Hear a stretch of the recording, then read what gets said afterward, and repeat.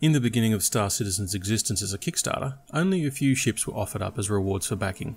All of those ships were touted to be able to defend themselves in one way or another through lore posts or Q&As. As the crowdfunding grew, so did the number and type of ships. The number of ships that can be considered to be combat capable grew and grew, with new fighters coming with more weapon hardpoints or special capabilities.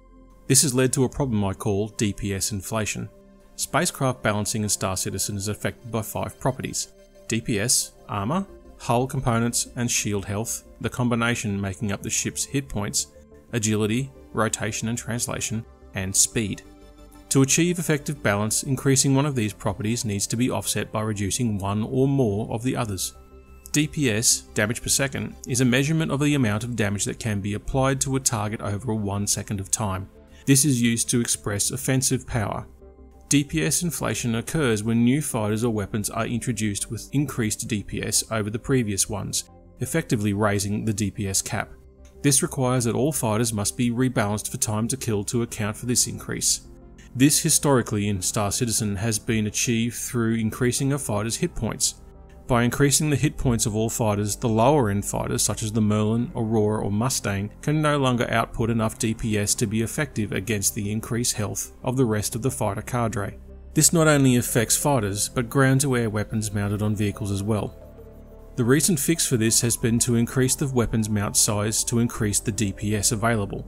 This displaces the smaller sized weapons originally fitted, for instance increasing the wing mounts on the Gladius from size 2 to size 3. Although this may fix the issue initially, it effectively makes the S1 weapons useless, forcing the minimum viable size up to size 2. Should this trend continue, each successive weapon size will become displaced as the cycle of DPS and hit point increases continue. Balancing DPS and hit points for the upper end has the unintended side effect of making fighters and weapons at the lower end less and less effective. Fighters like the Aurora and Mustang, or even snub fighters like the Merlin or 85X, only have a few small sized weapon mounts available, making their maximum damage potential disproportionately low. This will also affect planned ground-based ground-to-air weapons based on size 1. The DPS deficit of size 1 weapons is compounded by not being able to cause damage quickly enough to be a threat to a fighter that can simply fly away. To add salt to the wound, health must be balanced around the maximum DPS of the top end fighters, meaning that even a dogfight Aurora versus Aurora is painfully long, as each fighter cannot do enough damage to the other with the low DPS available to resolve the battle. This results in severe frustration for those starting out in the verse as they see their shiny new fighter in a negative light, making them either reconsider their pledge or immediately feel the need to upgrade, making Star Citizen appear to be pay to win, and nobody wants that. Now, I'm not for a minute saying that the Aurora should be able to have the DPS to match a dedicated military fighter. But with proper tuning of the other attributes and if the skill of the pilots are equal, an Aurora pilot should have a fighting chance if flown to its strengths. Let's consider the Merlin that comes with a constellation for protection. It only has 2 size 1 weapons on the wings, along with a single size 2 weapon which is center mounted.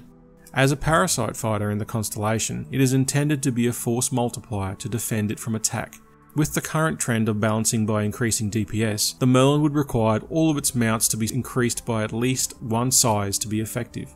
Without this buff, it can be effectively ignored as it cannot do enough damage.